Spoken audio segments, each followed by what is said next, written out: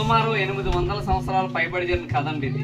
అక్కడ 1,00,000 సంవత్సరాలు ఏర్పడ్డ కేవ్స్ ఒకటి ఉందండి పురాణంతో చెప్పిన లెక్కల ప్రకారంగా.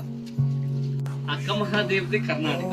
మల్లికార్జున స్వామి ఒక స్వరూపాన్ని చూసి పెళ్ళంటూ చేసుకుంటే ఆ మల్లికార్జున స్వామిని పెళ్లి చేసుకోవాలని వీరశైలి మతస్థురాలు.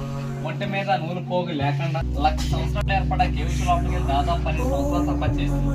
ఆమె తపస్సు ప్రతిరూపంగా శ్రీ భ్రమరాంబ మల్లికార్జున స్వామి ప్రత్యక్షమై ఒక స్వయంభూ శివలింగాన్ని నిర్మించిన కేవ్స్ లోపల. మన శ్రీశైలంలో ఉన్నది జ్యోతిర్లింగం అంతా మా దేవుని స్వయంభూలింగం. మన శ్రీశైలంలో లింగానికి 1000 రూపాయలు పెట్టి మన అభిషేకాలు చేస్తాం, లేదంటే పూజారులు చేస్తారు. ఆ కేవ్స్ లోపల ఉన్న లింగానికి న్యాచురల్ గా అభిషేకం జరుగుతూనే ఉంటుంది. అక్కడ 365 రోజులు అభిషేకం పడుతూనే ఉంటుంది. ఆ పడే వాటర్ ఎక్కడి నుంచి వస్తుంది, ఎవరికి అభిషేకం ప్రశ్న అండి ఇప్పుడు వాళ్ళు.